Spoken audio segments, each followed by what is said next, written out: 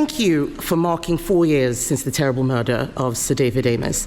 I know that the whole House will want to join me in remembering our former colleague. He is very much still in our hearts and minds. The way he died reminds us that the security of members and this Parliament is paramount.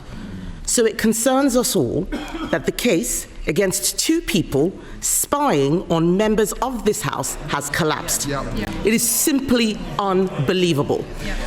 Exactly as I expected, the Prime Minister had to be dragged out at the top of PMQs to give a statement that answers no questions.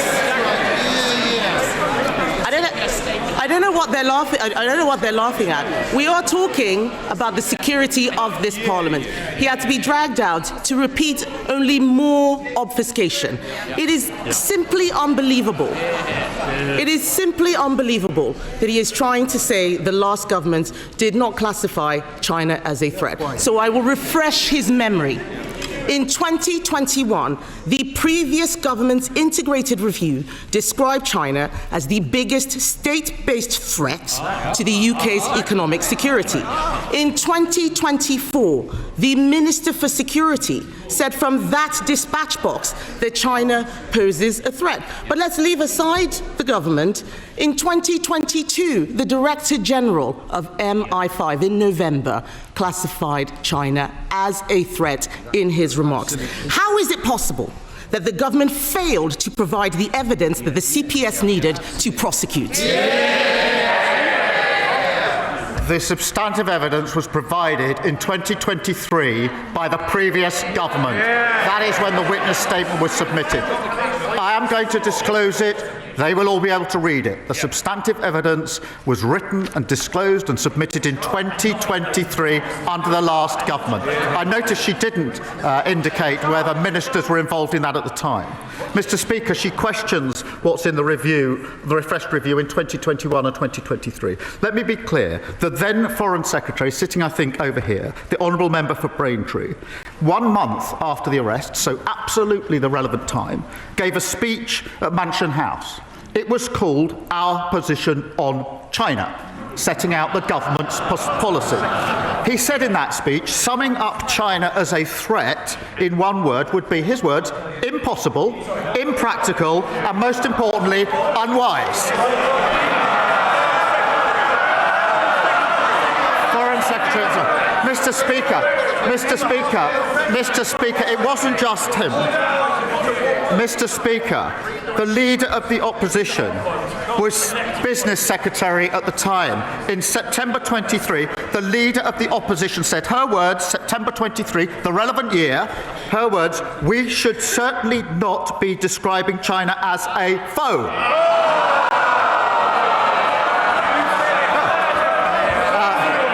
It's worth looking up the word foe in the dictionary, Mr. Speaker. She went, Mr. Speaker, it doesn't end there, Mr. Speaker. In September 2024, the Leader of the Opposition said this, I quote, I have shied away from calling China a threat. She is playing politics with national security. The Prime Minister can read the beginning of a quote. Let me finish that quote. At the end of that quote that he just read out, I did describe China as a threat. But this whataboutery that he is doing neglects the fact that those spies were charged under a Conservative government. They were let off under Labour. He has not answered any questions. On Monday, Mr. Speaker, on Monday, the Security Minister repeatedly told the House that ministers did not take decisions, that it was the Deputy National Security Advisor who had full freedom. Is the government seriously saying that only one man, the Deputy National Security Advisor, had anything to do with this failure? Is he seriously saying that the Deputy did not discuss with the National Security Advisor, did not discuss with the Home Secretary or with anyone in Downing Street? Is the Prime Minister seriously saying that? Yes. Mr. Speaker, let me explain why. Firstly, The case was charged under the last government according to the evidence submitted under the last government, which set out their policy decision. What was an issue in the trial is not the position of the current government, the position of the last government. And they carefully avoided describing China as an enemy because that was their policy at the time. Mr. Speaker, so far as the position under this government is concerned, no minister or special advisor was involved, and I will double-check this because I've had it. I will double-check this. So, Mr. Speaker, this is important. After the charging decision, the prosecution were very careful about who would then see the witness evidence. I will double-check, Mr. Speaker, exactly what instruction was taken. But I can be absolutely clear, no minister was involved, no special advisor was involved in this, and I'm assured as I can be that the prosecution was saying that it would be the witnesses only that were involved in short updates to the evidence that was submitted under the last government. That's not good enough. Mr. Speaker, the end of the answer was different from the beginning of the answer. What on earth is the point of us having a lawyer rather than a leader as the Prime Minister if he can't even get the law right on a matter of national security?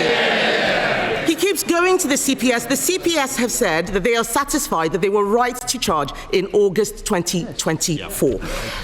The Sunday Times reported that Jonathan Powell, the Prime Minister's national security advisor, convened a secret meeting to discuss the security consequences of the China spy trial. Did the meeting happen, or is the Sunday Times making it up? Mr. Speaker, she's clearly not a lawyer or a leader. Mr. Speaker.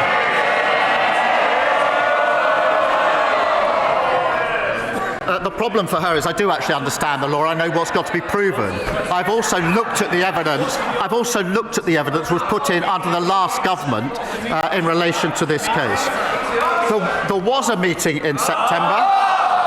That did not involve the National Security Advisor discussing the evidence in any way, nor, Mr. Speaker, one further piece of evidence. The final statement in this case was submitted in August 2025. There was no further submission of evidence, one way or the other, after any discussion in September. This is a red herring, a completely scurrilous allegation made by the Leader of the Opposition.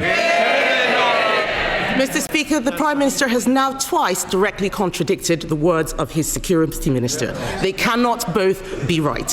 The chair of the Foreign Affairs Committee couldn't get any answers from the Security Minister. The CPS said that they were satisfied that the decision to charge the case in April 2024, not August, in April 2024 was correct on the basis of where the law stood at that time. This is a matter of fact. It is not a matter of what the previous government had thought. It is not a matter of it not meeting a legal test. It did. Something must have changed when the charges were brought and when the case collapsed. The charges were brought under us. The case collapsed under them. Can the Prime Minister tell us what changed and what collapsed the case? Mr. Speaker, I've said I will publish the witness statements in full. The whole House will then see exactly what was set out in 2023 in the substantive witness statement and exactly what was set out in the two supplementary witness statements, and she will then realise what she's just said is entirely baseless. Mr. Speaker, the CPS has said in the clearest terms that this prosecution was dropped because this government did not provide the statement they expected. Why should we believe a man who at the last Prime Minister's questions said he had full confidence in the best friend of a convicted paedophile? Forgive us if we don't trust a word he says. This all stinks of a cover-up. Given his statement